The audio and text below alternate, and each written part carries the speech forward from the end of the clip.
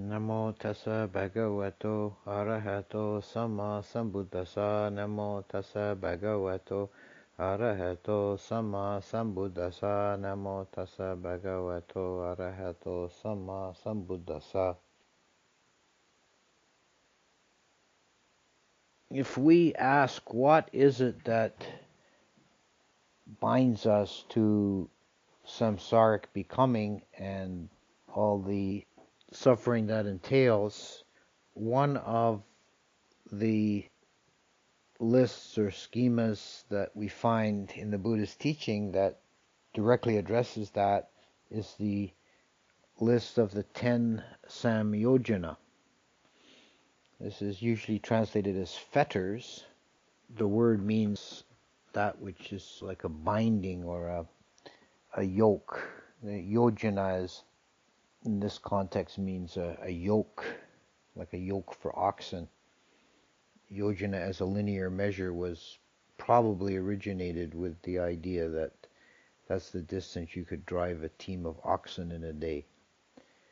But the more general meaning of yojana is a yoke. So samyojana is that which binds or yokes, fetters us to samsaric becoming. If we want to extend the imagery, it's like we have these 10 chains or bonds that keep us in samsara. And these are broken in a specific sequence, and this relates to the concept of the 4 stages of awakening.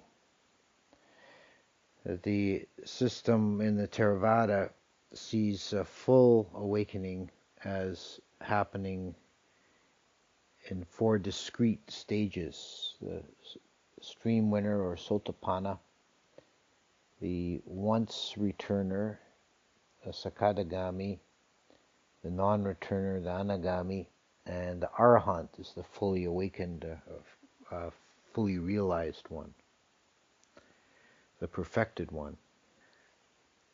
And at each of these stages, some degree of these fetters are broken. So the 10 fetters fall into 3 groupings. The first 3 are broken at stream entry. Then the 2 in the middle are weakened or attenuated by the fruit of once return and destroyed or fully transcended at the stage of the non-returner. And the deepest 5 fetters are only overcome by the arahant. So even an anagami, which is a very refined state of being, is still subject to the 5 higher or deeper fetters. So to begin with the first 3, these are the ones that bind one to becoming at the coarsest level. And every patujana still has some degree of these present in their mind. Patujana is, the literal meaning is one of the many folk. This is someone who has not got any of the stages of awakening. Someone who has the stages of awakening is an Arya.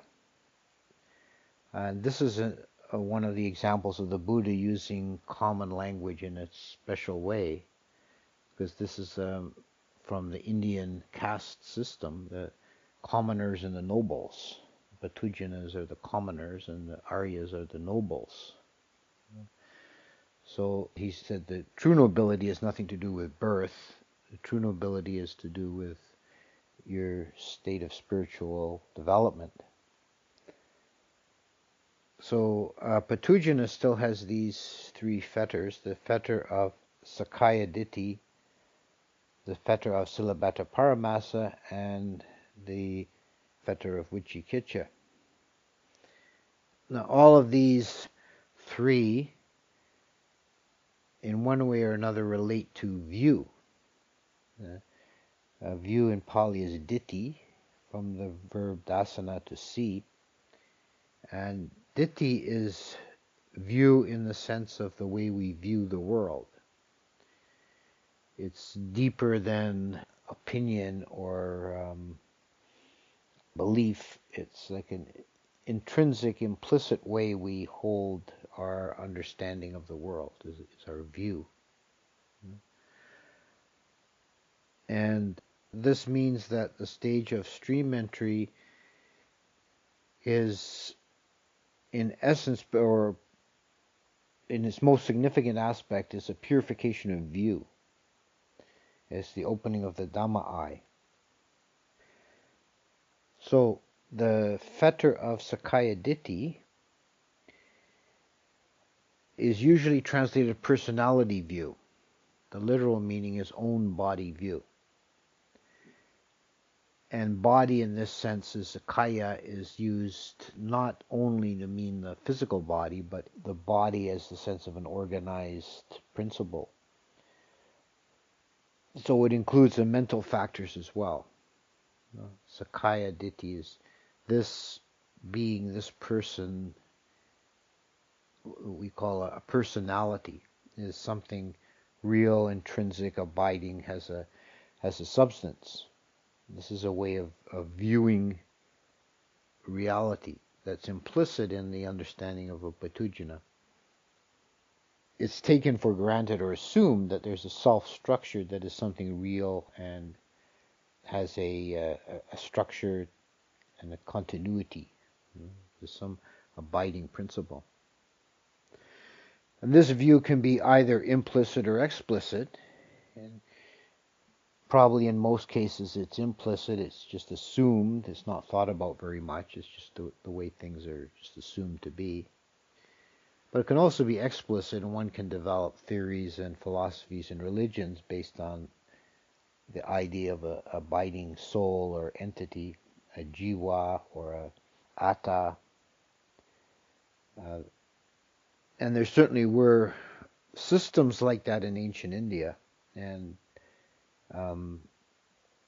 people who think that way today in various versions. In particular, the Buddhist teaching is phrased as anatta, and the Sanskrit of that is anatman. The atman was a reference to a particular philosophic concept in India that we find in the Upanishads, for example, also in later literature like the Bhagavad Gita. The idea of an atman is a imperishable, unchanging personal essence or spirit that abides from lifetime to lifetime. And the individual being reborn is said to be, in the Bhagavad Gita, is said to be like a man getting up in the morning and putting on a fresh suit of clothes. The Atman is the intrinsic principle that just wears different forms. As the Buddha said, there is no Atman, there is no intrinsic reality to this personality. It's a complex of changing factors. And we can approach this principle of anatta with the purification of view. We can approach the quality of anatta in our understanding by looking at this body-mind and not finding a self principle. There are said to be two directions of approach. One is to break it down smaller and smaller, to look at the components of body and mind and not finding anywhere an intrinsic essence. This is like the simile of the chariot. The other way is to look at all formations as dependently arisen, to see the relationship of things as being caused, and everything's in a dynamic relationship with everything else, so you can't pinpoint any particular node in the complex as being the one essential point. So this is the way of the dependent origination. So we can approach closer and closer to that concept of anatta, and we should be doing that, but it only fully overcome at the moment of stream entry, that one gets a new view of things. The ditthi is purified.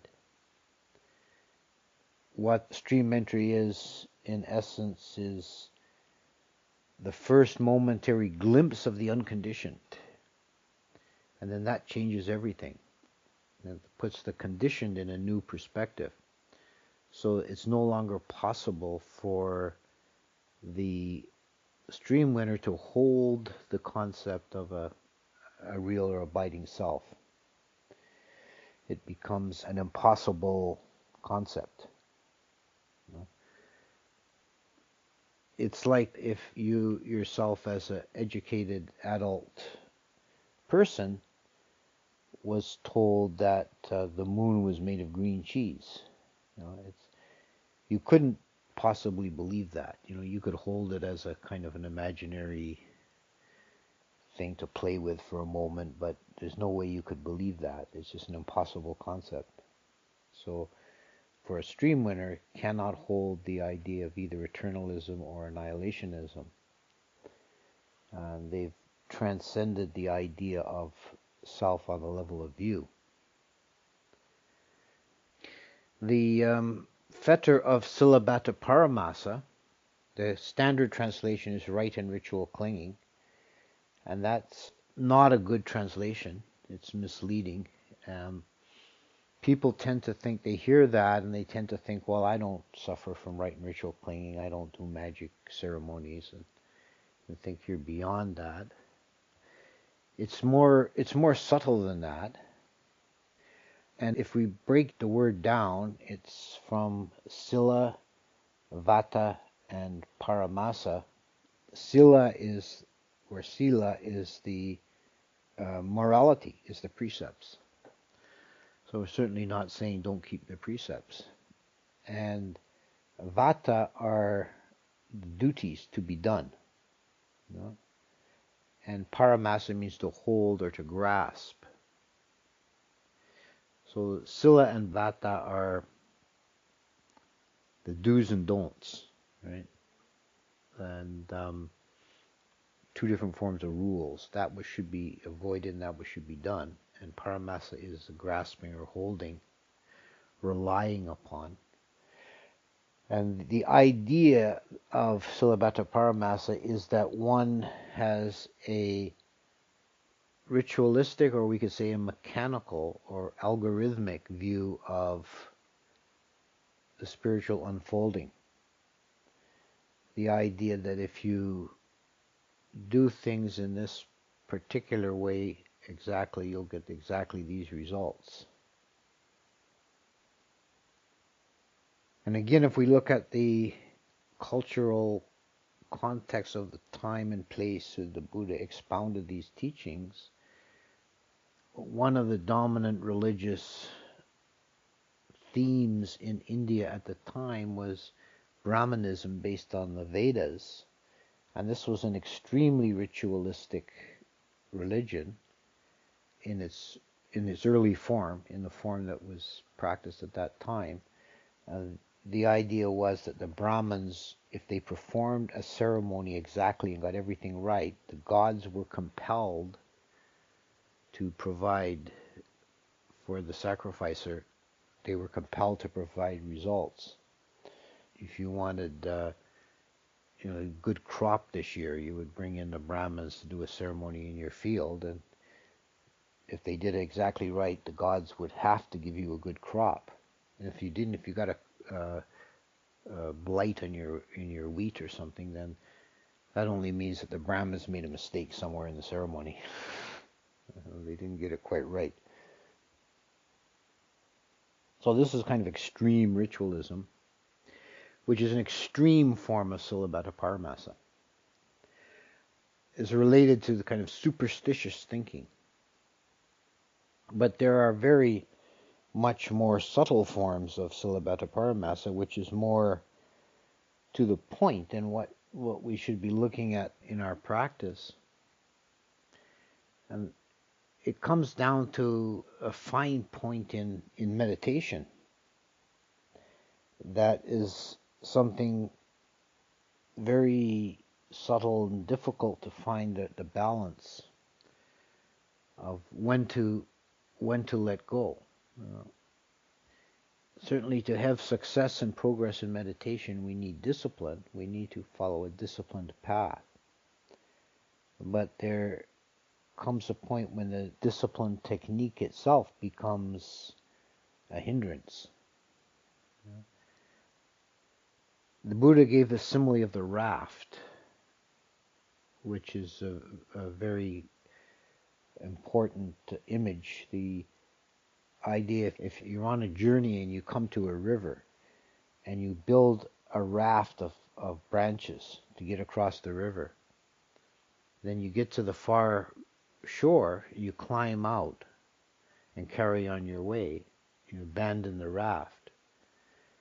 If you try and climb onto the bank, taking the raft with you, you won't make it. You'll be struggling, trying to get this heavy thing up on the shore, and you'll keep falling back. But one aspect of this that I think people miss sometimes is you also don't start breaking up the raft in midstream. It's quite important. You've got to know when to let go. You've got to know when to hold them and when to fold. It's something that we see with people practicing meditation, trying to find this balance. We see both errors, both extremes. Some people want to have a very undisciplined, free-form kind of a practice right from the get-go, and that doesn't get you anywhere. And then other people become very attached to a specific technique of meditation and follow it in a kind of mechanical way. And this is also very limiting in its results. Really the deepest level, you could say that Sulabhata Paramasa is the idea that you can become awakened through some exact particular method. That if you just do this and this and this right, you'll make an end of suffering. So Sulabhata Paramasa has crude, coarse forms, a superstitious form, and subtle form of kind of clinging in meditation and everything in between.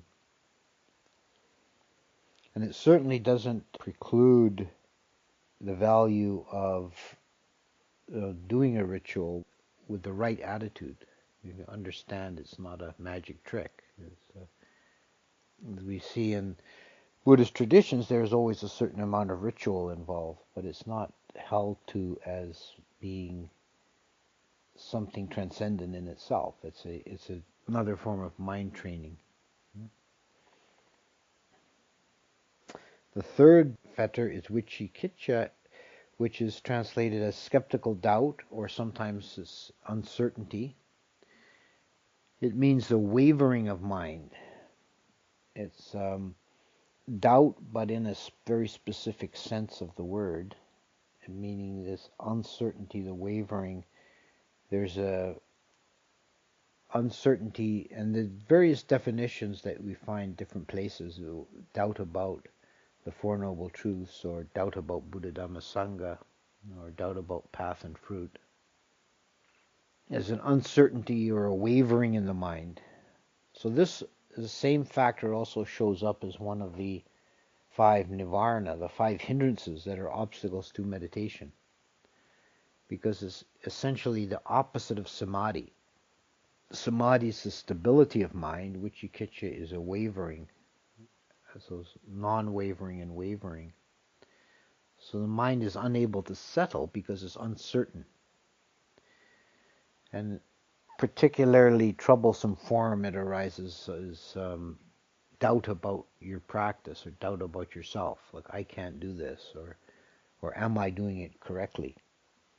This hinders the mind.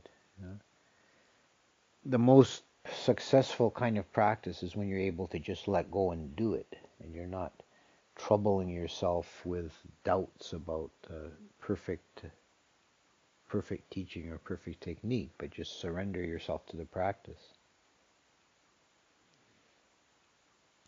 Now this is overcome completely only by stream entry, because having glimpsed the unconditioned, then there's no more doubt about it.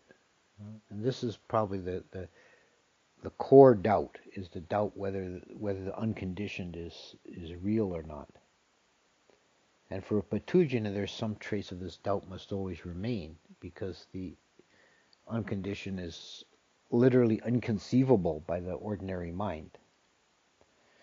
So it's really the one element in Buddhism that has to be taken completely on faith initially at the outset. And it's no longer purely a matter of faith after stream entry, but before that, there's no avoiding it. So these three factors are present in the Punnadhammo to some degree. One who's practiced a long time might have weakened, attenuated, made these much less than they were to start with, but there'd still be a trace of them. So this is kind of a general principle that when someone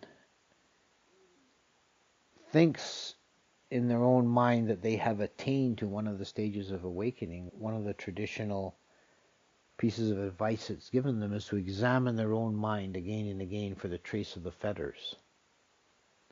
Because the fetters should be completely eradicated by stream entry. So doubt about the path and the fruit should never occur. That there can be no trace of a idea of self being real, and one understands the moment of liberation is not something done by a method. So the fetters are completely eradicated. They're broken, they're gone, they never arise again in the mind. But there still remains in the mind then the remaining 7 fetters. And the next two are a pair, is kama vachara and bhayapada, which is sense desire and ill will. That's the negative and positive push and pull of the mind. And centering around sense realm experience. Sense desire is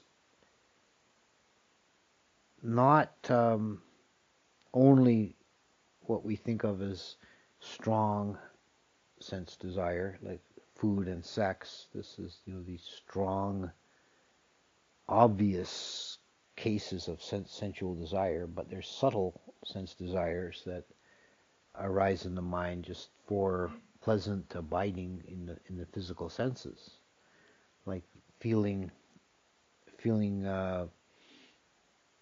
comfy if it's the fire's going and you're feeling comfy in the warmth. That's a sense pleasure, a sense desire. Ill will can be it's the obvious gross forms, as anger and hatred and these kinds of really strong revulsion, but it's also just irritation and negativity around sense experience. And these together, they can constitute a second level of the idea of self. One who has overcome, a stream winner has overcome the sense of self at the level of view, but there still remains a kind of sensual self, a sensuality which is really, probably in English we'd best call it selfishness. You don't believe in a me anymore, but you still want good stuff for me. It's not a question of belief. It's just that the desire is tied up with wanting to be pleased.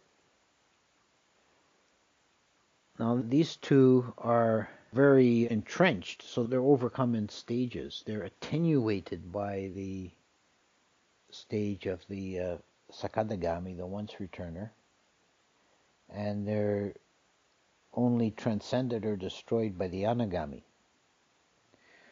So I've heard it said in discussions about this that it makes it rather more difficult to be certain that if one thinks he has the second stage, it's like Adagami, because you're not dealing with a total transcendence, but with a attenuation. But for example, one of the things that is often said about it is that for a bhikkhu, for a monk who has attained to the second stage, they're not going to be disrobing on account of sense desire. Sense desire arises in the mind would never be strong enough to cause them to disrobe. And in general, for anybody, they would not, if they have second stage of awakening, they would still have some sense desire and ill will, but it would never be strong enough to cause them to act foolishly, to be immoral or to cause damage. Would never be strong enough to like drive them from the path of goodness. But the anagami is one who has transcended these altogether, meaning they don't arise in the mind anymore. So the anagami has no interest in sense desire and is not troubled by ill will. An anagami, the name means non-returner, is one who, when they die, they're never born again into a human realm of existence. The stream winner is never reborn in a lower realm and can only have a maximum of 7 more births. The once returner still has enough sense desire to come back to the human realm one more time at most. And the anagami never comes into the sense desire realm ever again and is reborn into the higher realms, the Sudawasa, until making an end. So they still have these 5 fetters remaining that are only overcome by the Arahant. It's useful to contemplate the nature of these because they're present in everyone who's not an Arahant. And since they're only overcome by the anagami, they're only overcome by the Arahant, they're very deep-rooted. And these are, first of all, the pair of rupa vichara and arupa vichara, the desire for existence in the form realm and the desire for existence in the formless realm. Now, we've seen that the anagami has overcome sense desire, so there's no longer any possible impulse in the mind for them to come back into a sense desire existence, which means humans or devas. They don't have any energy in that direction, but they haven't overcome the desire for existence. They're still underlying this is bhavatanha, which is deeper than sense desire. Sense desire for us at this level is the noisiest and most problematic desire, but it's not the deepest. Underlying it, even when you can quiet sense desire down or transcend it altogether, there still remains a desire for existence. It's even more fundamental. And for the anagami, this is expressed as desire for rebirth in the Brahma realm or the formless realm. It's the energy to become has refined now. It's no longer directed or aimed at sensuality, but at finer levels of existence that transcend sensuality. But there's still this impulse for existence. And when those are overcome, then one doesn't come into existence anymore, and one's an arahant. Then there's the fetter of asmimana, which is the I am conceit, which is the most subtle form of self-view. And it's tricky to get a grasp on what's meant by this, because this is the form of self, view is not the right word, but it's this sense of self-identification or perspective that remains when one has overcome Sakaya Ditti and has overcome sensuality. And it's said to be based on perception, quality of sanya. So there's not a belief or a view, but there's a perspective or a perception of self and other. You can understand it as a lack of relativity, that there is a sense in the mind of a privileged point of view, that you're viewing the world from this point, rather than understanding all points are equal, all points are equanimous in nature, that there's no privileged perspective. One has a perception of the universe as beginning at this point here. This is asmimana. There's a few texts about asmimana that discuss different aspects. One of the similes the Buddha gives to distinguish between Sakkaya Ditthi and asmimana is if you're doing laundry, you've got a dirty piece of cloth, and you squish it around in the soapy water and wring it out. Now it's got no more dirt, but you wouldn't call it really clean yet because it still smells soapy. So this is Sakkaya Ditthi. Then you give it a good rinse and squeeze it out again, and now it's completely clean. That's asmimana. Another text talks about how it manifests in the ordinary existence. It comes up in our life and our thinking, in our relationships, the three forms of asmimana, the three forms of the I am conceit, that I am better than you, I am lesser than you, or I am your equal. They're all considered asmimana, I am conceit. The ninth fetter is udacha, or restlessness. This is the lack of contentedness or lack of stillness in the mind, the strong tendency of the mind to not be at peace with conditions as they are exactly right now. You want to shift this, you want to move that, right? So there's this restlessness in the mind. The mind is not at peace. This is important to bear in mind, that this is one of those deep fetters that's only completely overcome by the Arahant. So you can take some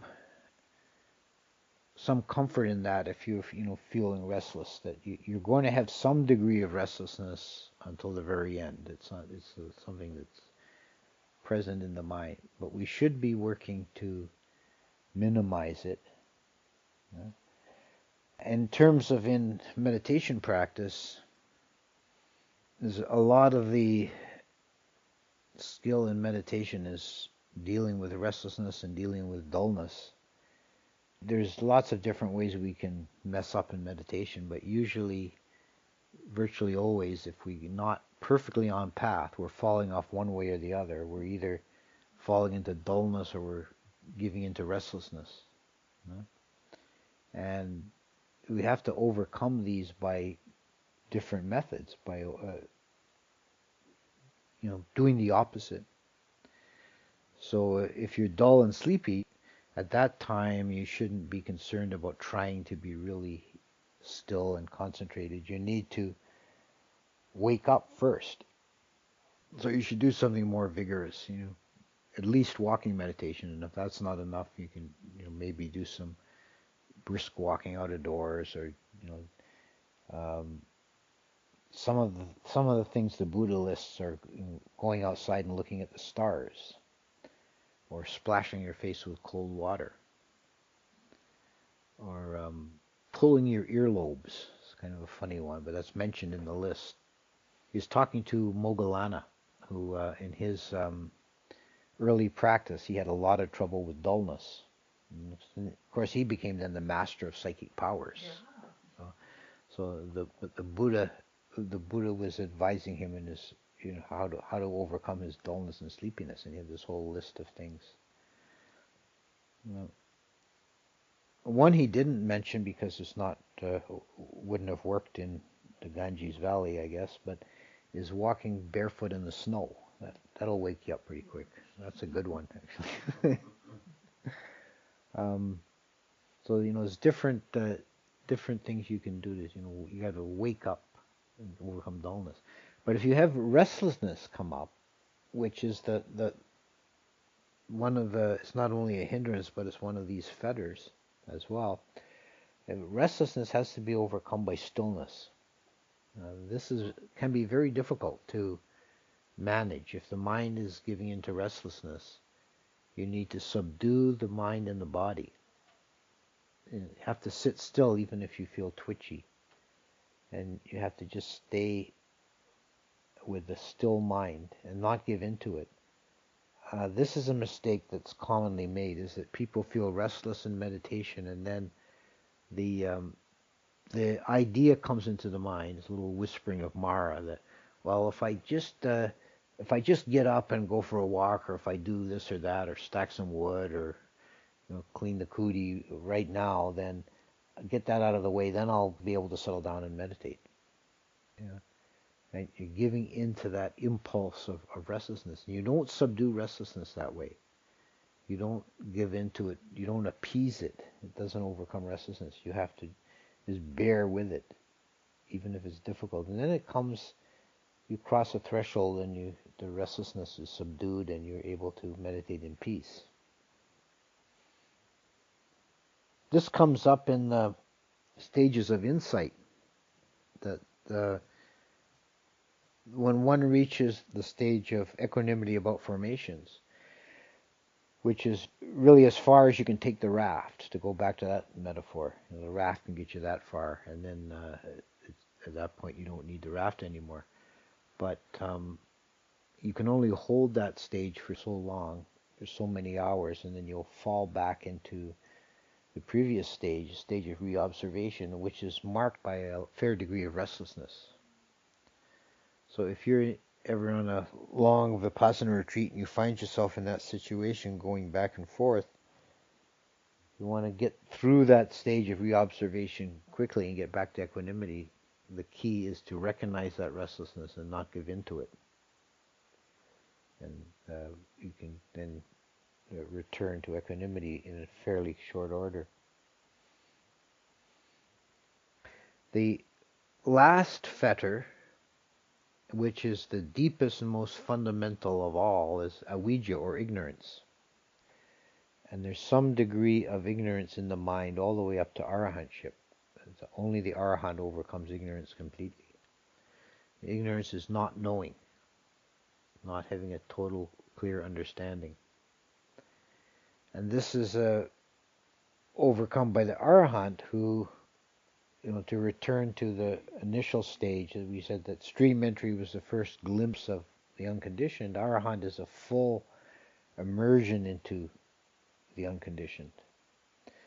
So the complete experience, totality of the unconditioned, then all is cleared away, and there's a complete liberation from the ignorance, from confusion, delusion. One is completely awakened.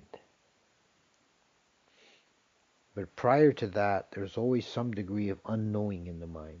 We don't know everything. We're confused about a lot of things. We're deluded. We're working on partial knowledge and sometimes completely wrong knowledge. And this ignorance is present in the mind as the root of everything else. It's given as the fulcrum of the dependent origination. And is the list of the three root defilements is ignorance, attachment, and aversion. And ignorance is the root of the other two. Ignorance is the fundamental defilement, the not knowing. And everything flows from that. If any of you have not seen Ajahn Mahabua's little book, Arhata Magga, Arhata Pala, that's well worth looking at. It's available all over the place. I don't think we've got copies here left to give out, but I have seen it on the internet. As it's just short. It's like a transcript of a talk he gave.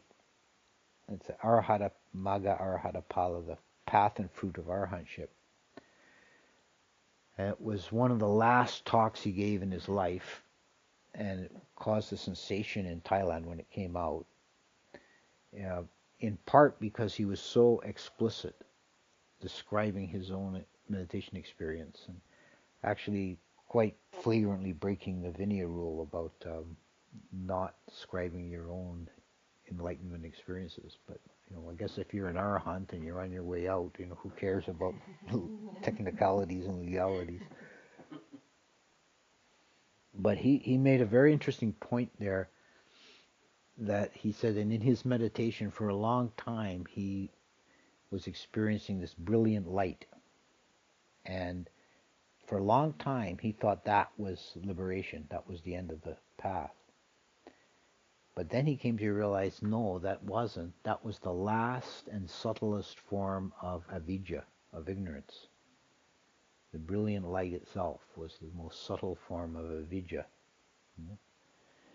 So it's the difference between the unconditioned and the conditioned, and that brilliant light is like the most elemental, subtle form of the conditioned. And all our various manifestations outside of that are relatively coarse forms of conditioning. And it's only by transcending all the conditioned one becomes free of ignorance and becomes arhat, and becomes totally liberated. So these are the 10 fetters in 3 groups, and related to the 4 stages of awakening, which can be one of the ways of seeing the process or the path towards full awakening as the successive breaking of these fetters. And when they're broken, they're broken, they're done, they're gone, that's it. They're transcended, they no longer arise in the mind stream, which is different than the path followed in the jhanas, where one can subdue the defilements, but they're not uprooted in that way. They can still then arise again in the future.